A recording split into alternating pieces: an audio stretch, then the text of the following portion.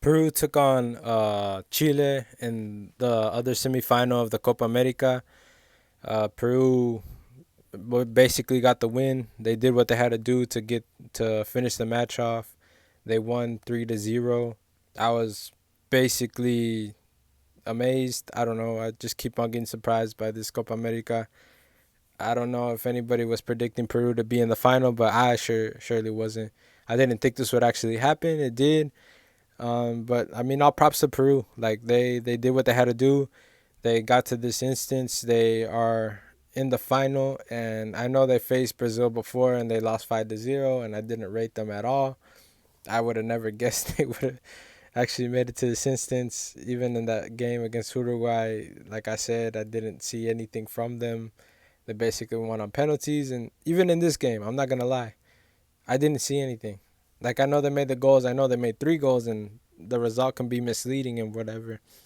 But I did not see anything. I didn't see any substance, and I felt like if Chile actually would have went through, it would have been much more of a competitive game, and they would have actually tried to do something or be offensive and try to take it to the Brazilian team. Um, the goals from Peru, they were basically just mistakes that the Chilean team did. The first one was basically a goals generated by a play. Uh, Peru went on the offensive. Someone crossed it in. They were out of position. Arturo Vidal was trying to block it basically, but I think he messed up his ankle while that happened, so he got like a free cross.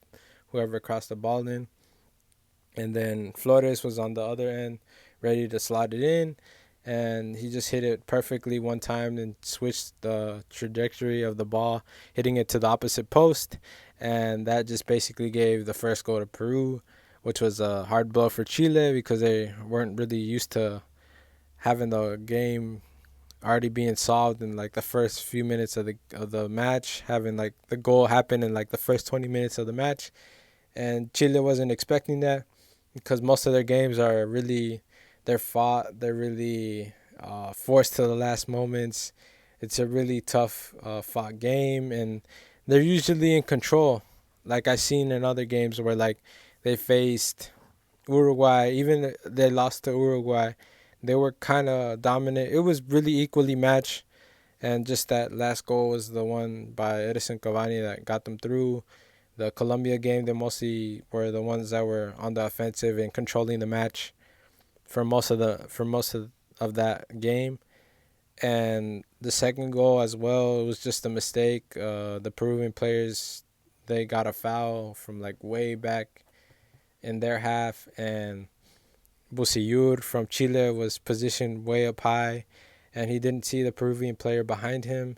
He basically, I mean, on the foul, they just shot the ball up, and the Peruvian player, I don't know who it was that was running towards it, the ball, was basically alone.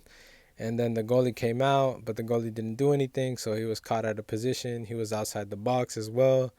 And then they just crossed the ball in. There was like 3 players in the area trying to block whatever was gonna happen. And you was it Utan? I don't know how to say his name. I'm sorry. Apologize in advance already.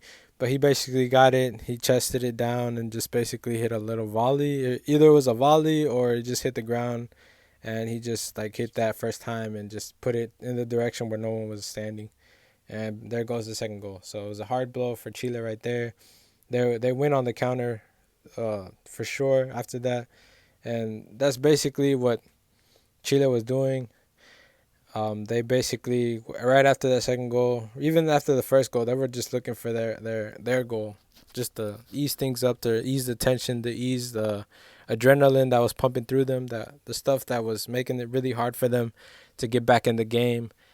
And as the instances turned out, Peru got one at the very end from Paulo Guerrero as well, and that just basically solved the game.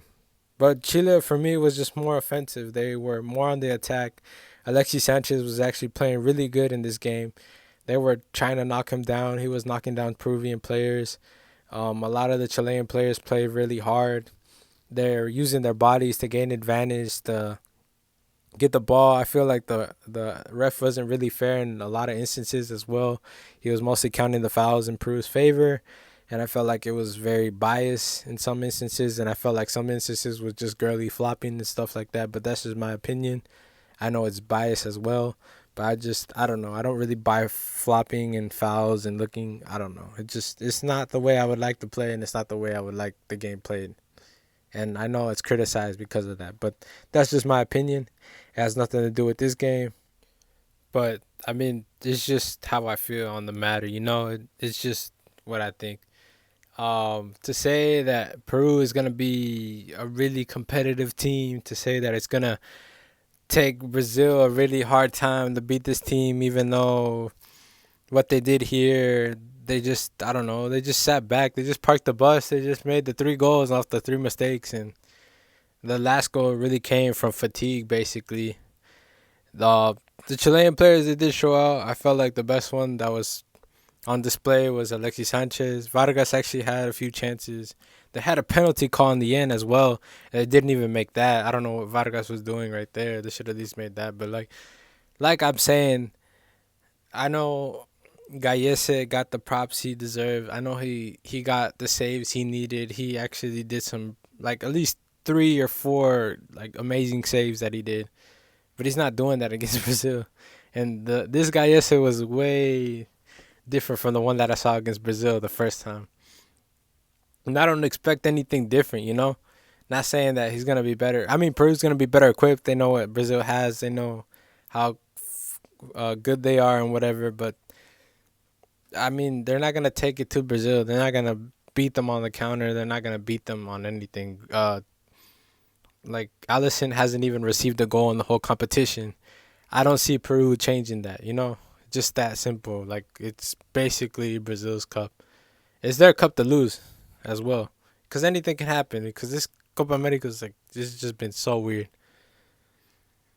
Teams that you thought were supposed to be good, teams on paper that are actually better than others, and rankings and FIFA and just all this crap is just, I don't know. Referees, things, just certain instances. Like, if you don't watch the match, you're not really knowing what happens in the game, and you're not really clear what to think. Like, that last goal was just, it was a good pass. Chile was basically looking for that goal to give them uneasy, and they were basically fatigued. Towards the last instances, Peru started gaining the ball. They were just doing olays to them. The crowd was loving it. They were just basically taunting them, and Chile was just getting fatigued out of a point where they put one back, and then someone sent the through ball. They saw Guerrero have the position, be in the right positioning, and they just gave it to him. And then, like, I mean, he's a talented number 9. He's 30 plus years old. He's played in Europe. He's played in Brazil. He's played everywhere. And this guy, he has the talent. He's played these Copa Americas. He knows everything. This isn't anything new to him. And when he gets on one-on-one, he wasn't forgiving. He just did a little fake that he was going left, and he went right, and then just basically goal. But like I said, they got that little experience. They got those little things, but I do not see. I don't see it being enough to beat Brazil. It's good for the Peruvian people. It's good for the fans, for the afición, for everything. Peruvian soccer, it shows that it's grown in the past few years. They've been third in the competition. I think in 2011 and 2015, I think they also made it to the semifinals, and then now being in the final, qualifying for the World Cup last year, playing a really good game against France as well.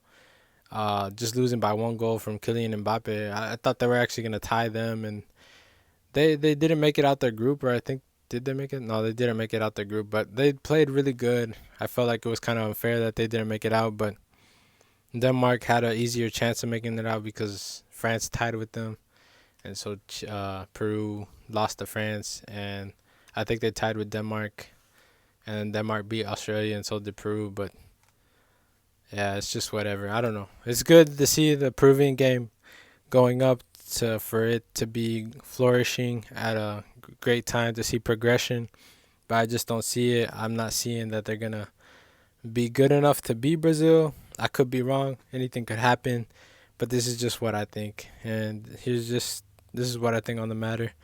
Here's my social medias. Follow me on Instagram, follow me on Twitter. Like and subscribe to the channel, and just comment anything y'all want me to talk about next. Peace.